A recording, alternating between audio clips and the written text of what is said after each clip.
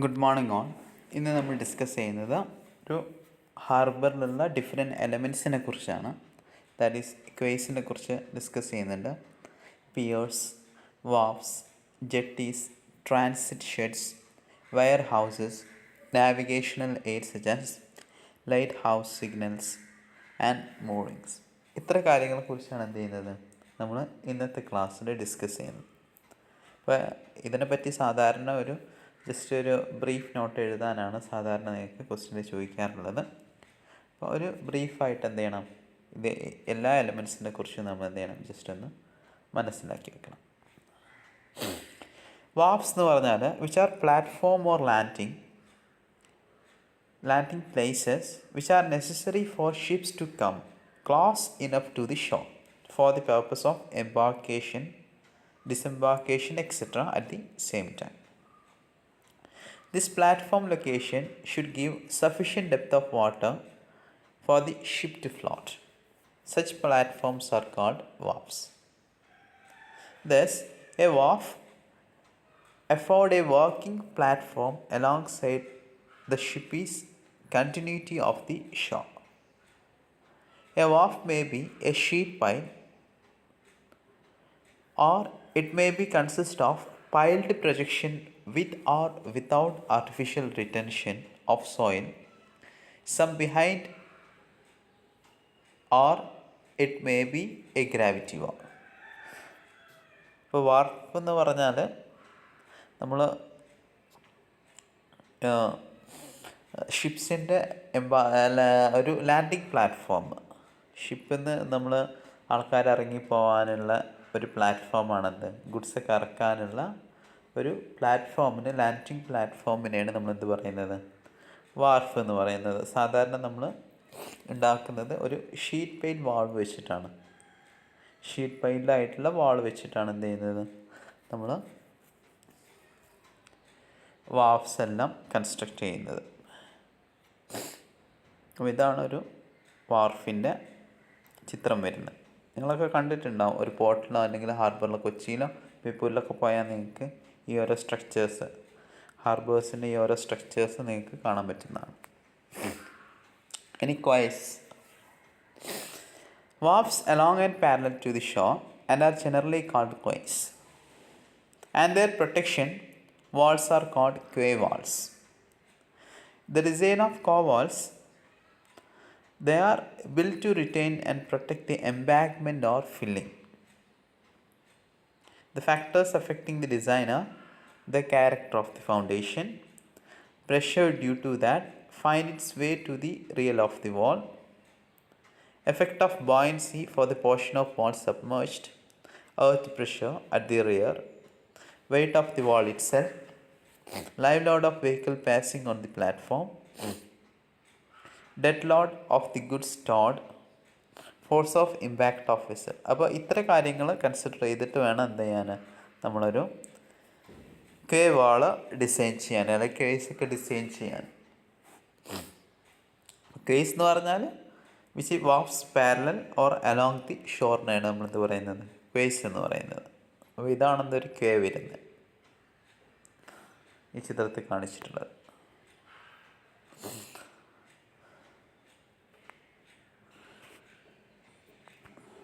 ഇനി Pierce. Peer എന്ന് പറഞ്ഞാൽ കടൽപ്പാലങ്ങൾ നമ്മൾ കണ്ടിട്ടുണ്ടാകും, കോഴിക്കോടൊക്കെ കണ്ടിട്ടുണ്ടാകും പണ്ടത്തെ. പിയേഴ്സ് എന്ന് പറഞ്ഞാൽ the structure which are build perpendicular or oblique to the shore of a river or sea are known as a pier. In the sea, the pier are constructed where the sea is not deep and the natural harbour is not convenient for allowing the ship to berth adjacent to the shore.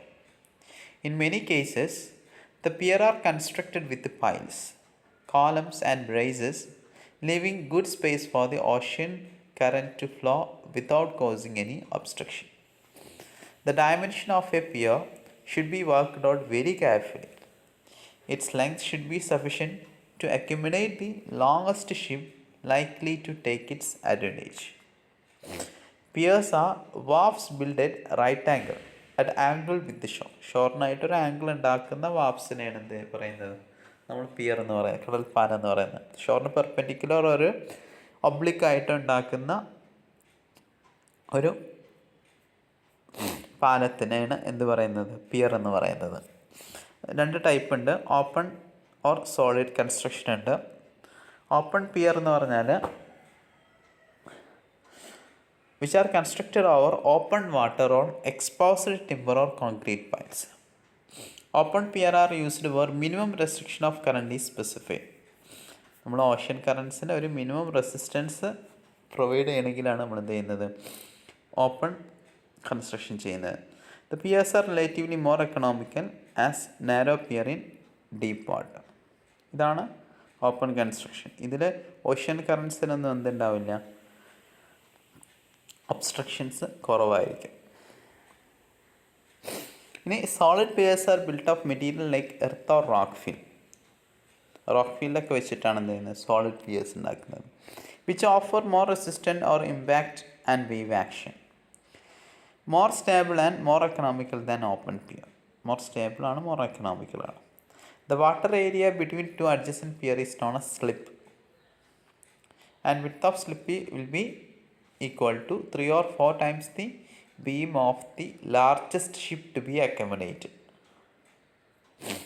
No provision should be made for cargo storage. അപ്പോൾ നമ്മൾ ഒരു solid പിയറിൽ നമ്മൾ എന്ത് ചെയ്യുന്നില്ല, cargo സ്റ്റോറേജിനുള്ള facility ഒന്നും provide ചെയ്യുന്നില്ല. Guide lines വരുന്ന design load വരുന്നത് 30 kg/cm² ആണ്. കോൺസെൻട്രേറ്റഡ് ലൈവ് ലോഡ് 5 ton ആണ്. ട്രക്കാണ് വരുന്നത്. 15 ton ലോക്കോമോട്ടീവ് ക്രെയിൻസിൻ്റെ ലോഡൊക്കെ വരുന്നുണ്ട്. Horizontal thrust on pier head when may be taken as 1% of the maximum weight of the vessel to be berthed. അപ്പോൾ pier എന്ന് പറഞ്ഞാൽ നമ്മൾ നേരത്തെ പറഞ്ഞിട്ടുണ്ട്, നമ്മൾ ഷോറിന് ആംഗുലറായിട്ടോ അല്ലെങ്കിൽ പെർപെൻഡിക്കുലറായിട്ടോ ഉണ്ടാക്കുന്ന വാഫ്സിനെയാണ് എന്ന് പറയുന്നത് പിയർ എന്ന് പറയുന്നത്. ഒരു പ്ലാറ്റ്ഫോമിനെയാണ് നമ്മൾ പിയർ എന്ന് പറയുന്നത്. അതിൻ്റെ ആവശ്യകത എന്ന് പറഞ്ഞാൽ നമ്മൾ നിയർ ഷോറിൽ എന്തില്ല, ഒരു ഡെപ്ത്ത്, നമ്മളെ ഷിപ്സിനൊക്കെ നങ്കൂരം ഇടാനുള്ള ഒരു ഡെപ്ത്ത് അവൈലബിൾ അല്ല. ആ ഒരു കേസിലാണ് എന്ത് ചെയ്യുന്നത്, നമ്മൾ കുറച്ച് വിട്ടായിട്ട് ഡെപ്ത്ത് എവിടെയാണോ ഡെപ്ത്ത് കിട്ടുന്നത് അവിടെ ഒരു പ്ലാറ്റ്ഫോം കിട്ടാൻ വേണ്ടി നമ്മൾ പിയർ കൺസ്ട്രക്റ്റ് ചെയ്യുന്നത്. ഇത് ഒരു ഓപ്പൺ പിയറിൻ്റെ ഒരു എക്സാമ്പിളാണ്. ഇനി ജെട്ടീസ്.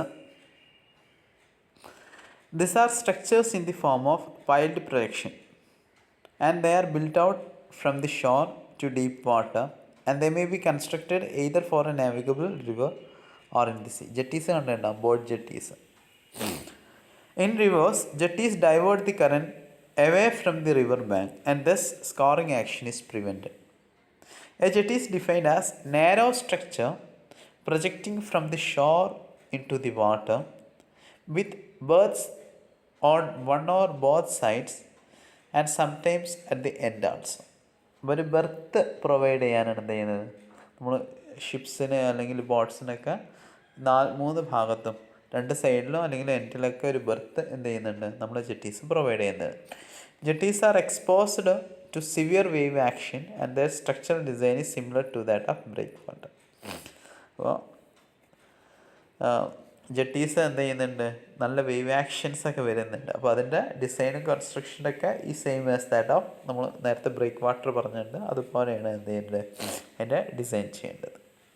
അതാണ് ജെട്ടി. ഒരു ഷിപ്പിന് അല്ലെങ്കിൽ മോസ്റ്റായിട്ട് ബോട്ടിനൊക്കെ ഉള്ള ഒരു ബർത്തിങ് ഫെസിലിറ്റിയാണ് എന്ത്, ജെട്ടി എന്ന് പറയുന്നത്. ഇനി ഫെൻഡർ. ഫെൻഡർ എന്ന് പറഞ്ഞാൽ buffer or cushion to prevent the damage by vehicle hitting the structure. ഒരു കുഷ്യൻ, ബഫർ കുഷ്യനാണ് എന്ന് പറയുന്നത് ഫെൻഡർ എന്ന് പറയുന്നത്. അപ്പോൾ ഹിറ്റിംഗ് ഒക്കെ തടയാനുള്ള നമ്മളെ വെസലിൻ്റെ ബോട്ട് അല്ലെങ്കിൽ ഷിപ്പിൻ്റെ ഒക്കെ ഹിറ്റിംഗ് തടയാനുള്ള ഒരു ഷോക്ക് അബ്സോർബേഴ്സാണെന്ത് ഫെൻഡേഴ്സ് എന്ന് പറയുന്നത്. അപ്പോൾ hitting the structure spring or rubber may be used. Spring റബ്ബറൊക്കെ എന്ത് ചെയ്യുന്നുണ്ട്, ഇതിന് യൂസ് ചെയ്യുന്നുണ്ട്. അപ്പോൾ ഇതിൽ കാണുന്ന ഈ ഒരു ഇതാണെന്ത് ഫെൻഡർ എന്ന് പറയുന്നത്. ഒരു ഷോക്ക് അബ്സോർബറായിട്ടാണ് എന്ത് ചെയ്യുന്നത്, ഉപയോഗിക്കുന്നത് fenders. A fender is a form of cushion which is provided on a jetty face for ship to come in contact, the fender can be made of different material in various forms. It absorbs the impact of ship and protect from the damage. No fenders are necessary for gravity valves. വാവ്സിന് gravity വാവ്സിന് എന്ത് ആവശ്യമില്ല, ഫെൻഡേഴ്സിൻ്റെ ആവശ്യമില്ല. Qualities of good fenders ആണ്, they should have high capacity for absorbing energy during the berthing of ship. ബർത്തിങ്ങിൻ്റെ സമയത്ത് high energy absorb ചെയ്യാനുള്ള കപ്പാസിറ്റി വേണം. They should be simple in design and construction. Design and construction എന്ത് ചെയ്യണം, വളരെ സിമ്പിളായിരിക്കണം. And can be easily replaceable. It must be able to resist tangential forces effectively. Tangential forces എഫക്റ്റീവായിട്ട് resist ചെയ്യാൻ പറ്റണം. They should not be easily damage during berthing. ബർത്തിങ്ങിൻ്റെ സമയത്ത് damage ചെയ്യാൻ പാടില്ല. They should not damage ship hull. ഷിപ്പിൻ്റെ ഹള്ളിനെ എന്ത് ചെയ്യാൻ പാടില്ല, അത് ഡാമേജ് ചെയ്യാൻ പാടില്ല. ഇത്ര കാര്യങ്ങളാണ് ഒരു ഗുഡ് ഫെൻഡറിൻ്റെ ക്വാളിറ്റീസ് വരുന്നത്.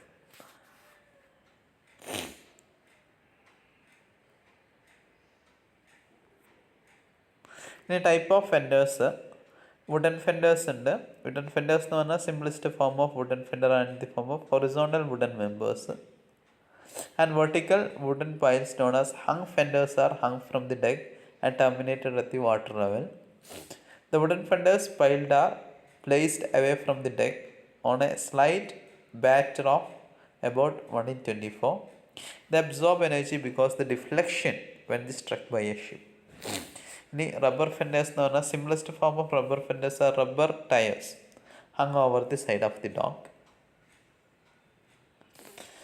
Draped rubber fenders are originally used as hollow cylindrical type. The fenders should be pre-carved to specified radius. Draped rubber fenders are supported by wire rope attached to the eye bolt set in the concrete dock wall. A drain hole is provided at the lowest point each carved fenders. ഇതാണെന്ത് rubber fenders എന്ന് പറയുന്നത്.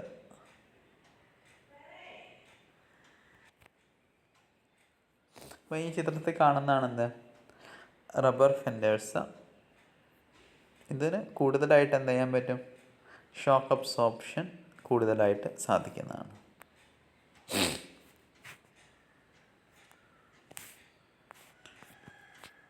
ഇനി next വരുന്നതാണ് transit sheds. Sometimes it is not possible to clear all the import or export cargoes to their destination by the road, transport or railway. This cargo should be kept in safe in the temporary storage. It is also essential for general cargo to verify the marking, quantity and safe delivery. Hence all these activities are done in a temporary storage.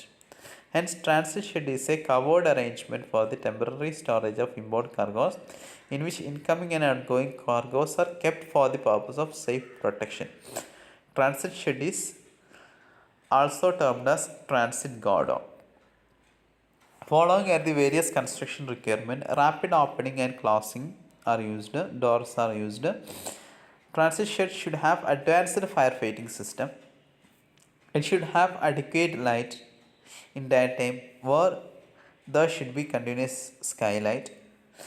Light and fire resisting material should be used for the construction of transit shed. Transit shed should be located adjacent to the quay and should have maximum capacity for storing incoming and outgoing cargo at a time. They should have road and rail path for fast and quick transit of cargo. Equipment such as crane should be readily available when required. അപ്പോൾ transit sheds എന്ന് പറഞ്ഞാൽ ഒരു temporary storage facilities, നമ്മൾ ഇമ്പോർട്ടൊക്കെ ചെയ്യുന്ന കാർഗോസിൻ്റെ ഒരു temporary storage ഫെസിലിറ്റീസാണ്, ഒരു temporary protection ഫെസിലിറ്റിയാണ് എന്ത് transit shed എന്ന് പറയുന്നത്.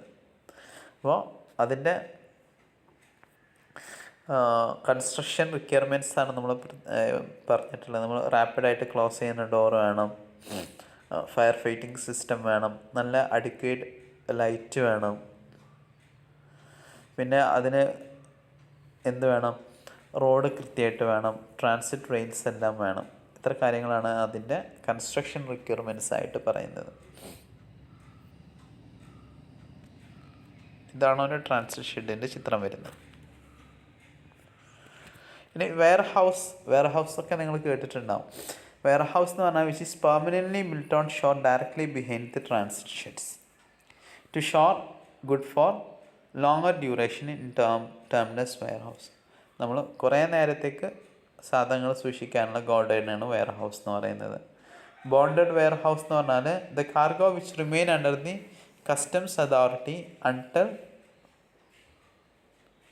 Cleared R stored.